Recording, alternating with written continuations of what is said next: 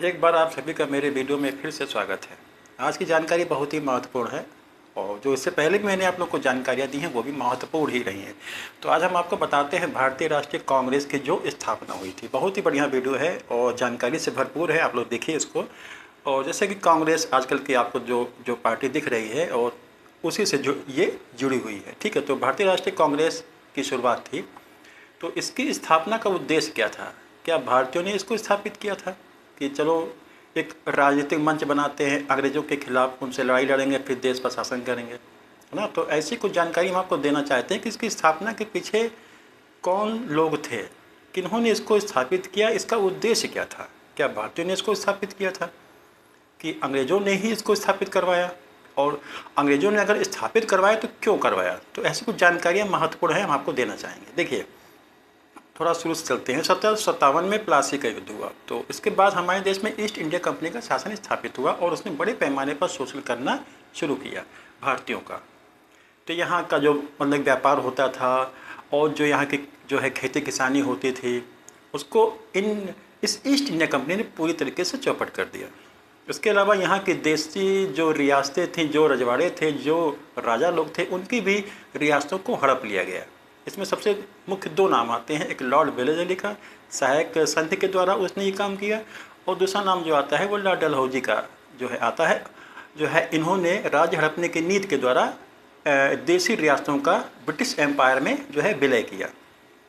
इसके बाद क्या है, आप जो अभी जो मैंने नाम बताया, इसके अलावा श्रमिकों का भी शोषण होता था। तो इस प्रकार से इन सभी लोगों में असंतोष बहुत ज़्यादा हो गया था और ये असंतोष धीरे धीरे आगे चल कर के इतना ज़्यादा हो गया कि 1857 के बारे में तो आप लोग सब जानते हैं।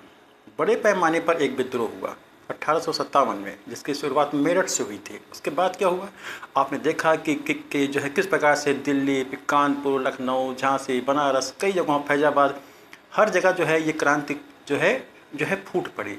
किसके खिलाफ? अंग्रेज़ों के खिलाफ। क्योंकि जो कंपनी थी उसने किसी भी प्रकार से जो भारतीयों को कोई जो है कहते हैं ना कि आप जो है शोषण भी कर रहे हैं, लेकिन किसी प्रकार की कोई सहूलियत भी नहीं दी थी इन लोगों ने और हर प्रकार से शोषण करने पे लगी हुई थी ईस्ट इंडिया कंपनी। तो आग तो लगेगी ही, तो गुस्सा तो आएगी ही। तो 1857 का विद्रोह हो गया।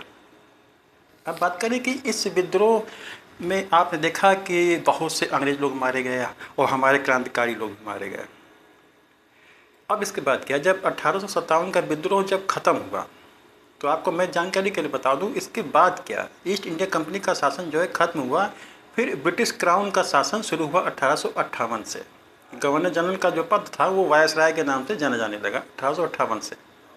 अब इसके बाद बात आ जाते हैं 1885 में। देखिए, 1885 के आसपास जो है लॉर्ड डफरिन भारत के वायसराय जो है बन करके आते हैं। अब उनको कोई खुफिया जो है विभाग से जानकारी मिलती है कि भारत में एक बार फिर से 1857 के जैसा विद्रोह होने वाला है। तो अगर इस विद्रोह को शांत करना है, अगर रोकना है और होने न पाए तो क्यों ना भारतीयों का सहयोग लिया जाए और उनको एक राजनीतिक मंच दिया जाए जिसमें उनको बोलने का अधिकार हो, चर्चा करने के लिए। तो कहने का मतलब ये है कि जो कम्युनिकेशन हो भारतीयों में और जो है ब्रिटिश लोगों के बीच में एक कम्युनिकेशन का होना जो है बहुत आवश्यक है। तो लॉर्ड डफरिन के मन में ये आया कि कौन सा राजनीतिक मंच स्थापित किया जाए, क्योंकि 57 के जैसा एक विद्रोह फिर से होने वाला है। और विद्रोह ये कौन शुरू करेगा? जो यहाँ के नेता लोग हैं, जो पढ़े लिखे लोग हैं, शिक्षित लोग हैं और समाज जो सही लोग होते हैं वही लोग करेंगे। तो क्यों ना इन्हीं लोगों को मिला करके एक मंच बनाया जाए। तो लॉर्ड डफरिन के दिमाग की उपस्थित कांग्रेस, ये आपको आज जानकारी के लिए बता दूं। तो लॉर्ड डफरिन ने जो है इटावा के जिला अधिकारी थे एलन ऑक्टेवियन ह्यूम, जिनको शॉर्ट फॉर्म में कहते हैं AO ह्यूम, सब लोग जानते होंगे। इनको आदेश दिया जो है लॉर्ड डफरिन ने कि कोई ऐसी संस्था स्थापित करो जिसमें भारतीयों को शामिल किया जाए और उनसे हमारा कम्युनिकेशन बढ़े, क्योंकि एक विद्रोह फिर से हो सकता है। अगर भारतीय नेता, जो पत्रकार लोग हैं, समाज सेवी लोग जो हैं, जो प्रोफेसर लोग हैं, अगर वो लोग हमारे साथ शामिल हो जाएंगे तो विद्रोह नहीं होगा, क्योंकि कम्युनिकेशन स्टार्ट हो जाएगा। तो ऐसे में एलन ऑक्टेवियन ह्यूम ने 28 दिसंबर 1885 में समाज सेवी, शिक्षित, पत्रकार, है ना, और प्रोफेसर और वकील एडवोकेट लोगों की एक बैठक बुलाई 28 दिसंबर को 1885 में। लेकिन आपको जानकारी के लिए मैं बता दूं कि ये बैठक पहले पूना में होने वाली थी, लेकिन वहाँ पर प्लेग फैला हुआ था, महामारी। उसके बाद ये बैठक हुई बॉम्बे में, यानी कि बम्बई में। तो 28 दिसंबर 1885 को इसकी बैठक हुई पहली, जिसमें 72 प्रतिनिधियों ने भाग लिया।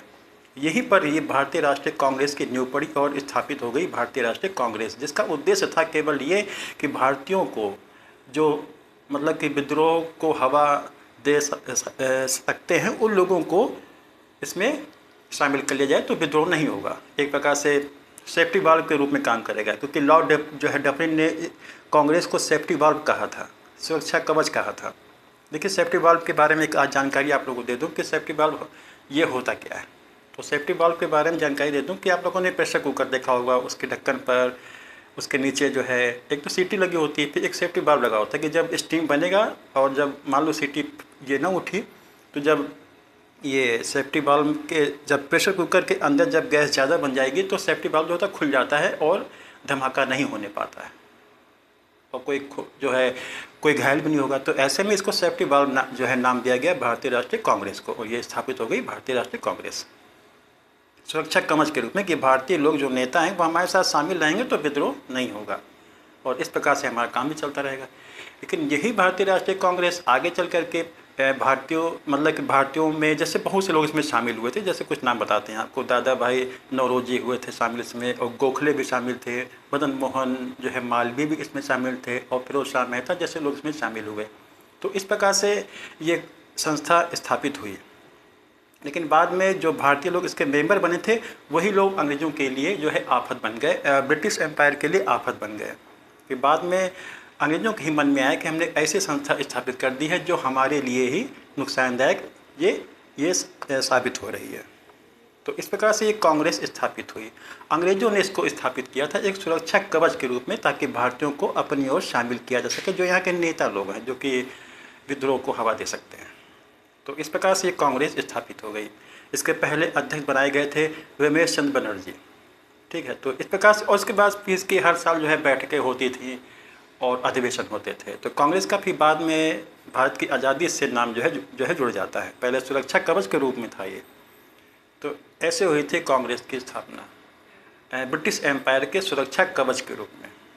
तो ये था आज का वीडियो। आप लोगों को कैसा लगा? तो मिलते हैं आपको जो है नेक्स्ट वीडियो में। बहुत बहुत धन्यवाद।